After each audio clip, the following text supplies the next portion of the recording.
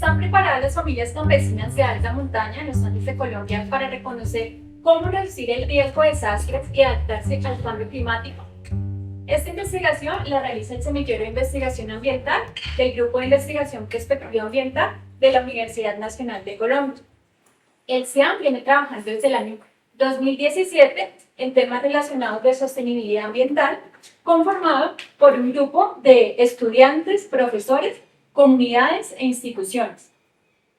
Como parte de los resultados de este proceso de investigación, en la alta montaña se han adelantado 4 proyectos relacionados en temas de patrimonio natural y cultural, pilotos comunitarios, semilleros, en los cuales se han establecido la restauración con especies nativas, eso integrando a la comunidad y a la participación de las instituciones.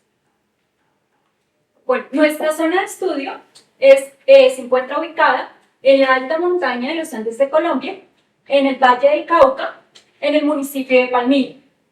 Este está ubicado en la cuenca alta del río Amaime. El sector se encuentra ubicado entre los 2.000 y 4.200 metros sobre el nivel del mar.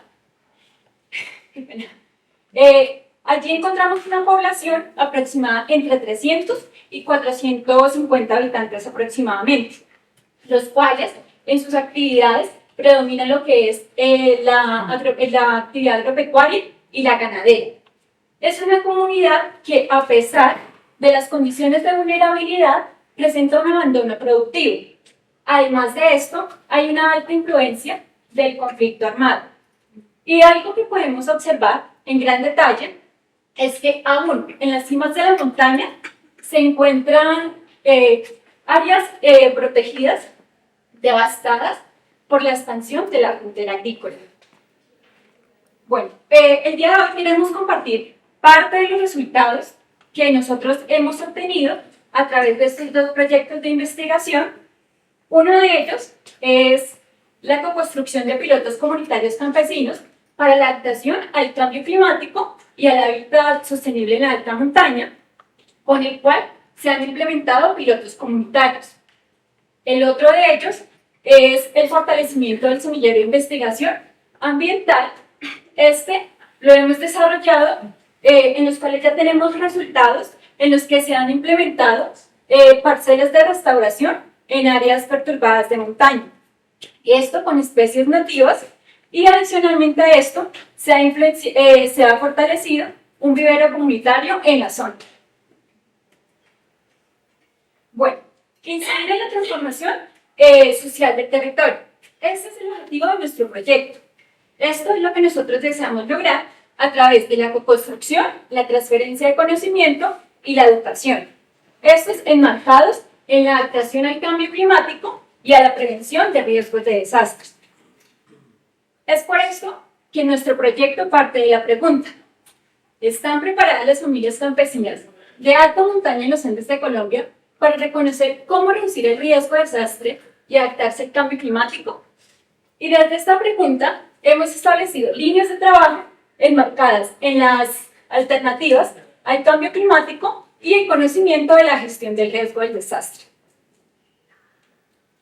Bueno, con base en esta pregunta de investigación, nos hemos acercado a diferentes temas, como es la alta montaña de los Andes de Colombia, y aquí reconocemos la gran vulnerabilidad que tienen estas zonas para la adaptación al cambio climático y también para la gestión de los riesgos, ¿sí? Principalmente por el tema de altas pendientes. Por ejemplo, observamos en un caso particular para el municipio de Palmira, donde el área municipal del 39% corresponde a zonas de montaña y el 34% a áreas protegidas, hecho que entra en conflicto con la actividad cotidiana de los residentes y propietarios de la zona, que obviamente deben realizar actividades para su sustento diario.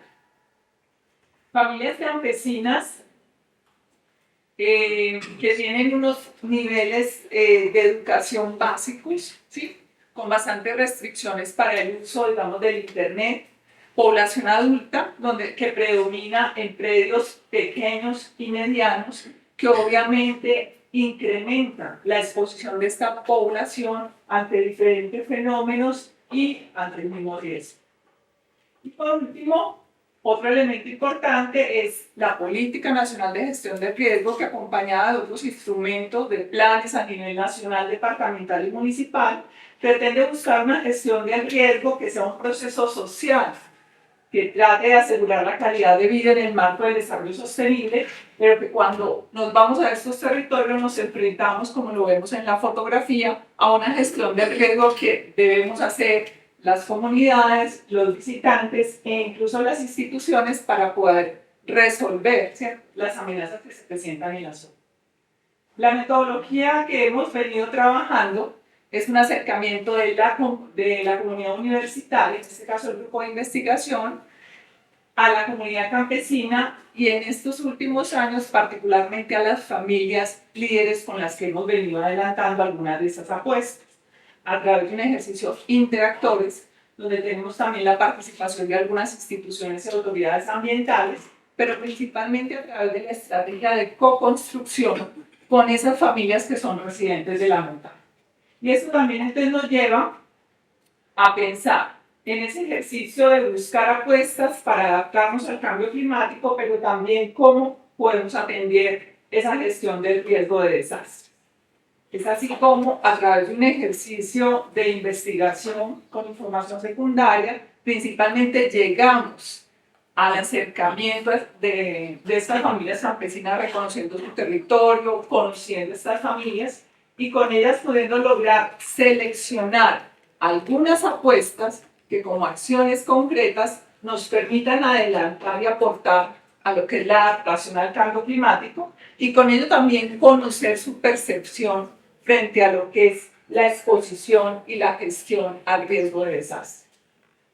Es así como hoy les presentamos algunos de estos resultados en estas dos líneas. Primero, ¿cuáles son esas apuestas de adaptación al cambio climático a través de la implementación de 4 pilotos comunitarios campesinos con familias líderes de la zona? Y por otro lado, ¿cuál es la percepción del riesgo que tienen estas familias campesinas a través de unas entrevistas y unas encuestas de sondeo? Y algunos de los resultados nos pueden mostrar, por ejemplo, cómo es la vivienda campesina de estas zonas de alta montaña. Vemos entonces en las fotografías que el tipo, los materiales, ¿sí?, la estructura de soporte de estas viviendas no les favorece, ¿sí?, en sus condiciones para adaptarse al cambio climático y mucho menos, ¿cierto?, para atender, ¿cierto?, o estar dispuestas a enfrentar un desastre.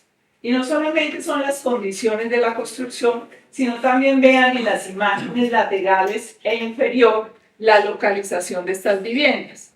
Muchas de ellas, como lo vemos en esta imagen de la derecha, al lado de un deslizamiento, ¿sí?, evidente, ¿cierto?, activo por las mismas condiciones de las pendientes y de la erosión.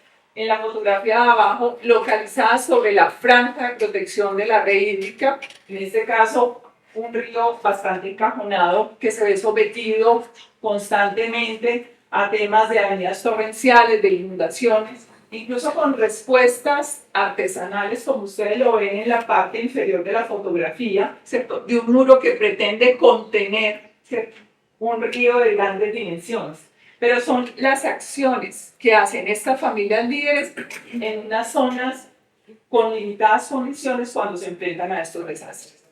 Esta mañana escuchábamos a la conferencista Montero y dijo una frase que me llamó mucho la atención y es: todos mandan, pero nadie obedece. Y entonces, claro, cuando necesitamos que alguien mande y otros obedezcan, necesitamos tener un lenguaje, ¿cierto?, que podamos comprender. Y cuando hicimos el análisis de las encuestas frente a la comprensión de los conceptos relacionados con el desastre, lo que observamos es que más o menos un 40-50% de estas personas entienden el concepto de desastre, el concepto de amenaza y el concepto de riesgo, pero la mitad o más de las personas no tienen claridad sobre esos conceptos. Y si nos vamos al concepto de vulnerabilidad, pues hay un mayor desconocimiento. Entonces nos preguntamos, ante un desastre, ¿cómo será la comunicación que se puede entablar una institución, una autoridad competente frente a esa gestión y las familias que están habitando la zona? Por otro lado, por ejemplo, tratamos de averiguar también cómo se sienten ellas afectadas por esos desastres, cuál es la intensidad de su afectación. Y lo que encontramos allí es que principalmente se sienten afectados el transporte, la alimentación y el trabajo, ¿sí? Y podemos ver que esas afectaciones en estas tres áreas principales se deben básicamente a que estos desastres, como los ven en las dos fotografías en el tema de deslizamiento y avenida torrencial, inciden directamente en actividades cotidianas de estas familias y por eso es que el nivel de lectura y de percepción es mucho más alto. A diferencia, por ejemplo, de los temas de seguridad y salud, que para nosotros son vitales, fundamentales, pero para ellos, como no son unas actividades cotidianas, les dan una menor valoración, ¿sí? A pesar de la presencia de los incendios y de los deslizamientos. Bueno, y por último, cuando nos enfrentamos y vamos directamente a trabajar en esa estrategia de coconstrucción con las familias, en estos pilotos comunitarios, entonces adelantamos acciones como por ejemplo la restauración en alta montaña con especies nativas, principalmente con árboles.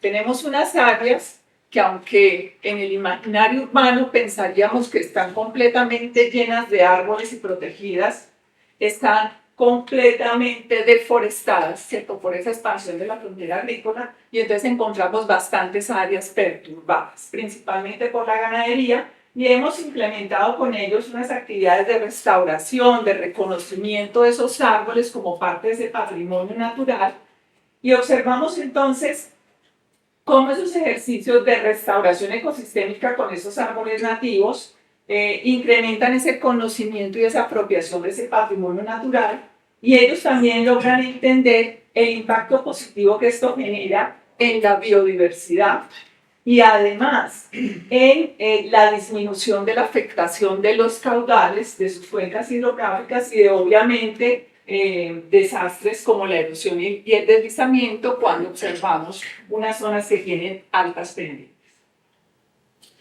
Por otro lado, también vemos que el aprovechamiento del agua lluvia, con estos montajes en algunas de estas familias, también se reconoce la importancia de este recurso ante la restricción, por ejemplo, que tienen del recurso agua en épocas invernales, de sequía o por desastres, ¿sí? Y que también la presión sobre esos cauces y esos nacimientos está alterando y está afectando la estabilidad de esos suelos.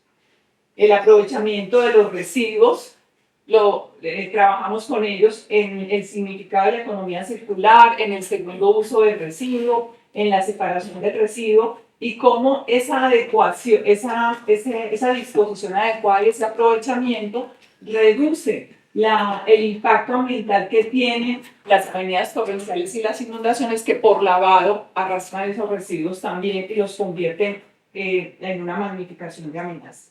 Y el último piloto, que es que a través de métodos de producción más limpia también le enseñamos a las familias y trabajamos con ellas unas formas también eficientes de reducir la contaminación, que también esos contaminantes tradicionales son arrastrados por estas avenidas torrenciales y estas inundaciones.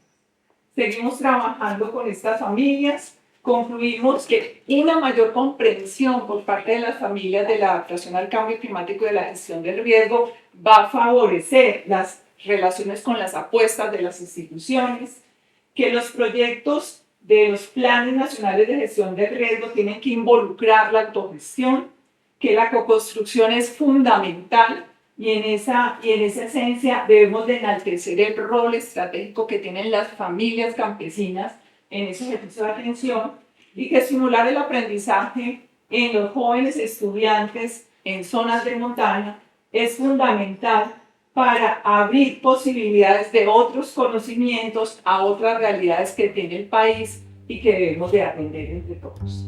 Muchas gracias. Seguimos.